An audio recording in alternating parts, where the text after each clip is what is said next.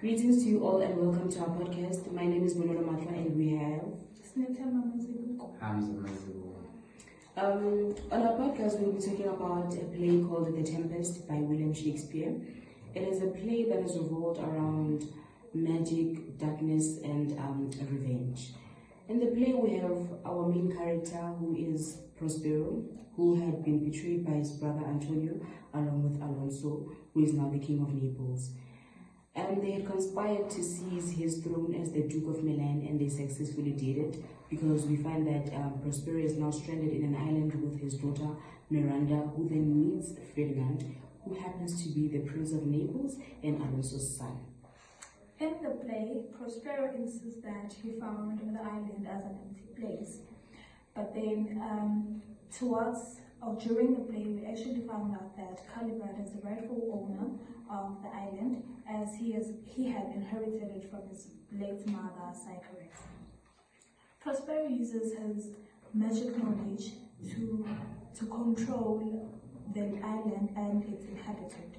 With the use of his magic knowledge, he then uses it again to create a heavy storm that leads to a shipwreck. And in the play, we found out that the ship contained his enemies, Alonso, Trinculo, Antonio, and all others. He uses his magic to actually get his revenge from these people. The play has many themes, but today I will only focus on power and control. And I will really focus on three characters: Caliban, Ariel, and Prospero. In the play, we have found that Prospero decides to use his magic and knowledge to dominate the island and its inhabitants. Prospero also controls and authorizes the characters and environment around him. I think The Tempest teaches us how magic and knowledge and manipulation can be accessed through power. Do you guys agree about that magic and knowledge can be accessed through power? I wouldn't say that magic and knowledge is supposed to say magic and knowledge. Yes, magic and knowledge. I think it is not access through power, but rather it gives a person power. So knowledge and and magic. Yes. It's actually the thing that actually gives a person power, not that power Can be accessed through Knowing how to actually use the magic. Yes. Knowledge, having the knowledge to use the magic. Yes, it's what gives you power, not that power makes you gain that. Yes. Makes you gain this.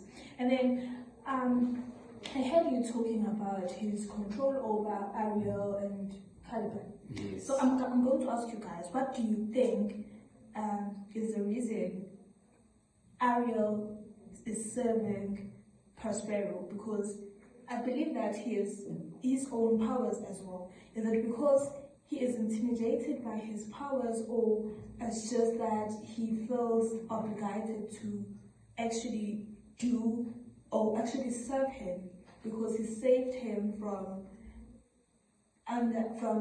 Sycharis' trap? Yes. Well, I feel like he feels indebted. Ariel feels indebted to Prospero because he saved him. Remember, he saved him from that old tree. So he feels like doing things for the master, who happens to be Prospero, that maybe one day he'll be free, since he promised him that he will set him free after a year of probation. So, yeah, not that he doesn't want to use his powers, but he feels indebted to Prospero. Yes. Okay, let us put ourselves in this situation. Would you guys serve a person that saved you as his servant, or rather you help him, like return the favor in situations where they really need your help, rather than serving them for like the whole year? Because in my opinion, I wouldn't do that.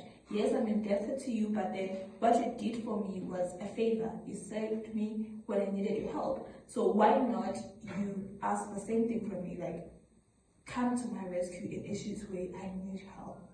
Yes. Yeah. What do you think about that? I think that people are not the same. Some people love to serve people with honor, and some people love to serve people to have a result one day, to have something for serving the person, to gain something, yes.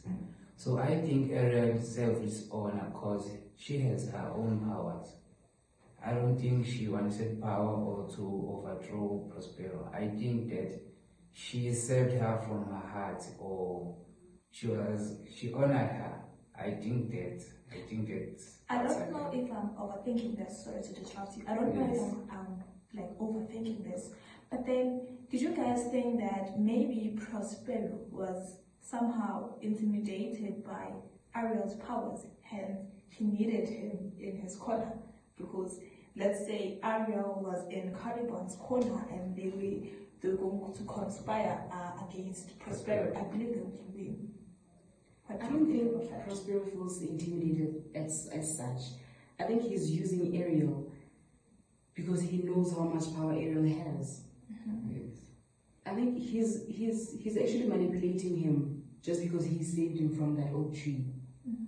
Not that he feels intimidated or anything. He's just using Ariel to fulfill whatever that he has planned. Yes, I understand. And then, guys, as you have said that this play has a lot of themes, I'm thinking of the freedom and confinement theme. Yeah, but then let us take it into present-day South Africa. In your thoughts, like, I don't think there's a right answer or a wrong answer in this one. Do you guys really believe that in South Africa, present-day South Africa, post-apartheid, are we really free, or we are just sold the idea that we are free? That's a good question. South Africa, I think we are not free, because in terms of economic equality, corruption and crime, South Africa still lacks those things.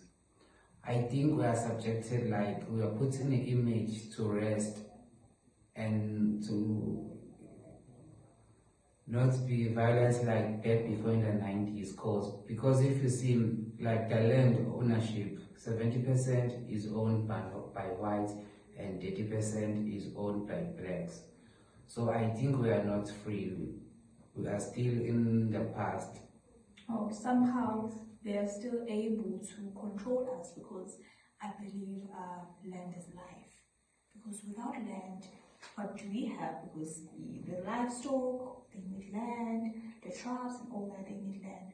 So I like to actually agree with you that we are sold the notion that we are actually free, rather we are not free. What do you think? I would like to oppose that. I think in a sense we are free. I can see that we are free. In comparison to the past, in the apartheid era, I mean, we had, separate toilets, restrooms. We had separate transportation. Certain people had to use this transportation. Blacks had to be, like we were not that free as we are compared to like today. When you had to go to town, you had to carry your ID everywhere with you, but now it's no longer like that. I think in a sense, in that sense, we're able to go anywhere we want. Okay. We are. So, looking into the theme in the play, the freedom and confinement, I believe that almost everyone in that play is somehow strangely confined, because let us look to Ariel and Caliban. They are obvious examples that they are confined by prosperity because he controls them. And the survivors of the shipwreck. During the play, Prosperous sometimes or somehow manages to control their movements through his magic, right? And then we have Ferdinand, who then falls in love with Miranda. He gives himself to confinement under Prosperity because he wanted to prove his love from Miranda. Yeah. So then we move to freedom. During the play we see Abo Trinculo and Stefano. Trinculo and Stefano, right? Trinculo and Stefano, they try to access freedom in such a way that they want to be masters themselves. Or for example, they try using they help Caliban to kill the master. They try to help Caliban to kill Master Prospero, and then they become his master. You see, I feel like they are somehow trying to escape from confinement, because they are confined by their loyalty to the royals. Yes. And then with Boatswain in scene 1, Act 1, Boatswain who drives the ship, there is a time where the storm is so heavy, and I'm not sure if it's Gonzalo or Sebastian who actually reminds him that, you know that in this ship we have the royals. Do not forget that, because they have the king of Naples, and they also have Antonio, who is now the Duke of Milan. Yeah.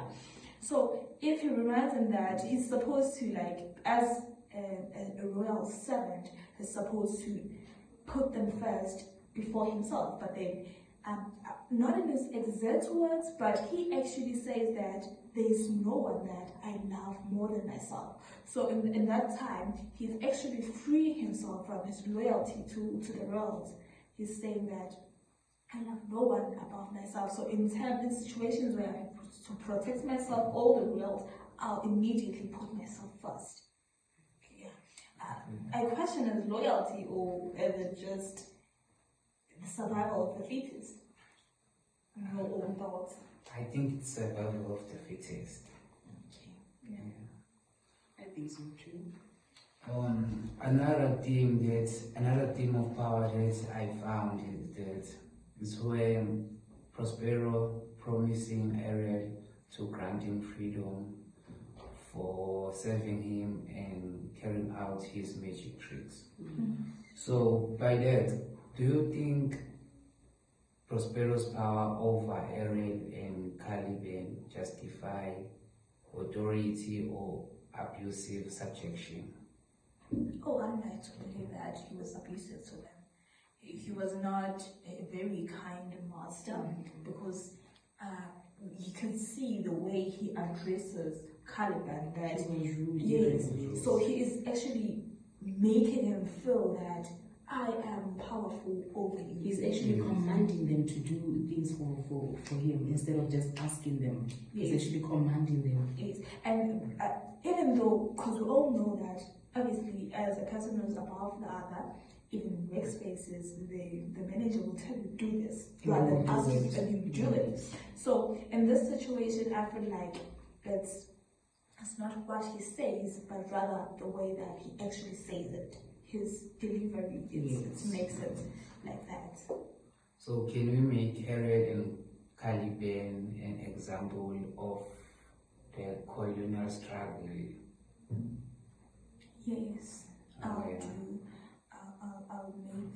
the example of people that are colonized, because they were there in the island before. Yes. Oh. So he actually colonized them and made them to actually believe that they were uncivilized and they needed civilization. And that he came with good intentions, you know. Sure. Since they are addressing him as the master, you know, they feel like, you know, he's above us, he's going to do good things for us. Yes. Yes. That also reflects the theme of power and control. So since you guys have mentioned two themes, I'm going to be mentioning, or I'm going to be rather talking about the theme of revenge and forgiveness. The theme of revenge and forgiveness, we see it through Prospero's character, who has been betrayed by his brother Antonio, and along with Alonso, whom they conspired to seize his throne as the Duke of Milan. So with Antonio, we see that he's a very disloyal person. He's not a very good character, because before the play began, we found out that he had betrayed his brother, right, by conspiring with Alonso to take his throne as the Duke of Milan. Secondly, in scene 2, Act 1, we also find that he offers to help Sebastian kill Alonso, who is the king of Naples, so that he can seize his throne. Antonio's betrayal served as a motive for Prospero to seek revenge. So he avenged himself by creating a storm that caused a shipwreck that had Antonio, Gonzalo, Alonso, and all of them. In Act 1, Scene 2, Prospero says, "Now, dear lady, hath mine enemies brought to this shore," meaning that the storm that he had created brought his enemies forward to him so that he can avenge himself. With regards to the theme of forgiveness, we see that Prospero then forgives his enemies in the last act, which is Act 5. He forgives his enemies for everything that they have done to him. Did you say Ariel free? Yes, he did. And he also said Ariel free, which was his servant, the water spirit servant. And then I have a question for you guys. Do you guys think Prospero is a good or a bad character? On my side, I don't think that is good. Reason why I'm saying that is because with Prospero, he experienced betrayal from his brother, right, and then moved to that place, which he insists that it was an empty land. But then we all know that he actually found Caliban there. So when he got there, I believe he must have promised Caliban something, or rather he did not reveal his motives, because when he came there, Caliban obviously showed him where to find water and all the important resources, right? So in my mind, I don't know if I'm overthinking this, but in my mind I'm thinking, why would I show someone who wants to dictate me where to find good stuff in the place, right? Because if you come and tell me that I want to be a monster and you go to be myself, I'm definitely not going to show you where you're going to get things that you need, because why control me in my place, right? So also I think he actually accepted something that was done to him because of this thing. I also know the saying that says, hurt people hurt others. Yeah, I think that's what also happened with Caliban, because he experienced betrayal, actually did it to somebody else. Yeah, I don't think he's a good person. I think he is a good person, because just imagine being exiled for 12 years by your brother and Alonso and come out, you start to seek revenge, but along the way you decide to forgive them. And you want your daughter to marry your ex-enemy who put you into exile. I think that's being good. That's having a good heart. So, yeah, I also don't think he's a bad person. I honestly don't think he's a bad person, because remember, he was betrayed by his brother, his blood brother, and then he became stranded. And then obviously he found a safe place in that island, whereby he met Caliban and Ariel, whom you're saying he was abusing. Right? Yes, he was. I'm not even lying. I'm not disputing that. Yes, he was not treating them fairly. You know, he was using them. But I feel like I kind of understand where he comes from. I understand where he comes from. It's just that he misdirected his anger. And that is what makes him a bad person. Because yes, you experience bad things, but does that mean that you have to be a vile person to people who did nothing to you? Because they did nothing to him. But he's not entirely a bad person. Does that make him a good person though? Okay. Exactly. Since we know what motivated Prospero to actually seek revenge, what changed over the course of the play? Because we find that in the last scene, Act 5, he forgives his enemies. What changed over the course during the course of the play? I wouldn't say that this is exactly the reason why it's changed, because I don't think it was revealed to us in the play.